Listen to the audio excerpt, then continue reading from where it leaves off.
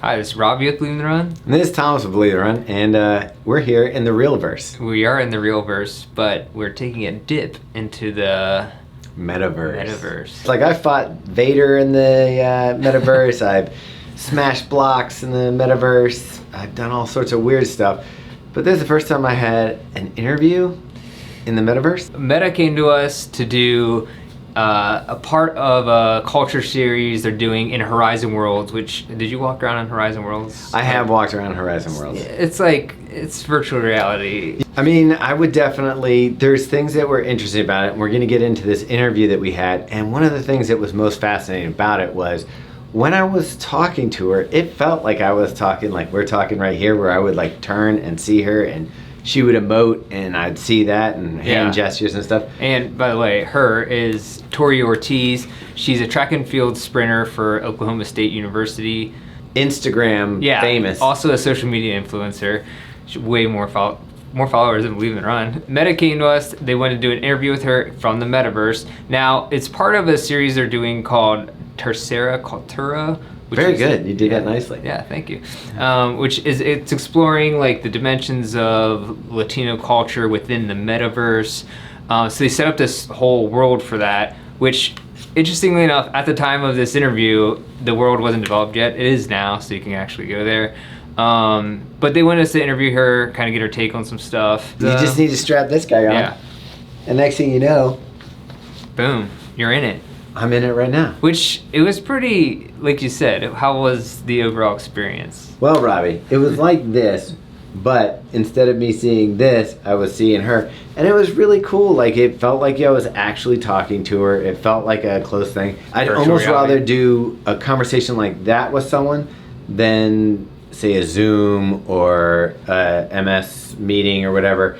It felt more like we were connecting than you would on a flat screen 2D, thing. So for us, like, I would love it if we could somehow incorporate it into our podcast at some point. I mean, so that we were talking to the people face to face. I feel like in the future that will be how we're doing it, right? Yeah. I mean, that's the kind of the goal of the Metaverse and the workrooms and everything else, is to have it like more human interaction, I guess. It really did feel like I connected with her when I was talking. I mean, you can watch the video here, but the thing that's different is you're seeing it from this angle. Yeah. Where I'm seeing it like in a 3D angle, talking to her. Like if I move my head around this way, I see different angles of her face, and you kind of see her eye movement and stuff. It's pretty wild. While the Metaverse is like a set of virtual spaces where you can create, engage, it's still like essentially the dial-up internet of the virtual reality world. So check out the interview. I don't know, tell us what you think. It's super weird or not, but I don't know. I think it's interesting. Yeah, I'm going back in. All right.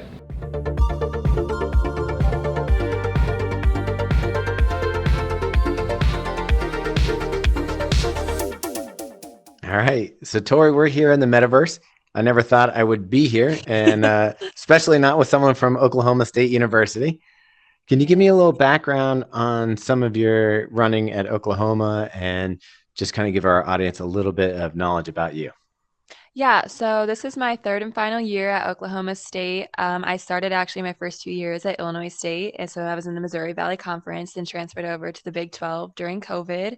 I am a sprinter here, so I compete indoors in the 60, sometimes 200, 400, 600 yard, and 4x4, then outdoors, the short sprints, and the 400 as well.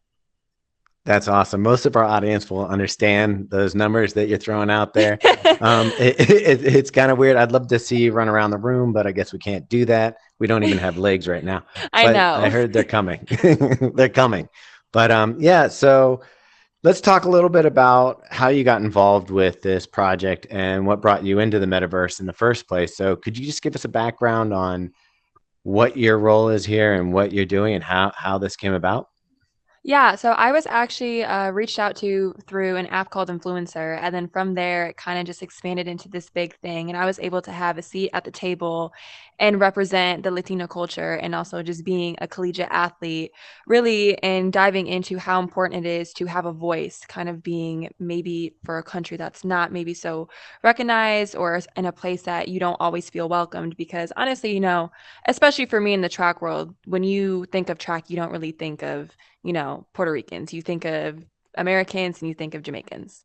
And so just being able to really get my country out there and represent myself as an athlete has been huge.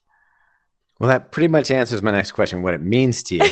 It's also it also is interesting because here we are in the metaverse where you can be anything you want Yes. and you could represent anything you want. And Yes. we're bringing in the cultures that are underserved, maybe on the outside. You're coming in here and you're able to share your culture here with people that maybe aren't familiar with it, haven't lived in it, but they can be immersed in it. How Mhm. important is that to you?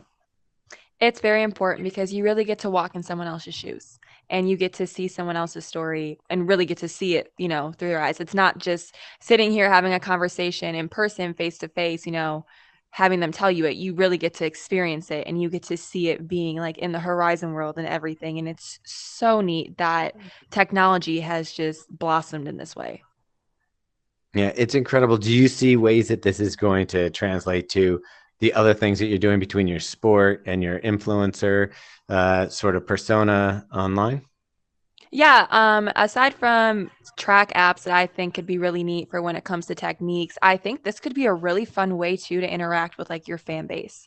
And so like whether maybe you set up a world in the Horizon room where you can have a conversation like this with your fans and they can ask you questions maybe about track or about personal life or how to become an influencer. There are so many ways, you can implant this in your everyday life, but also allow people to feel like they're welcome to understand a side of you.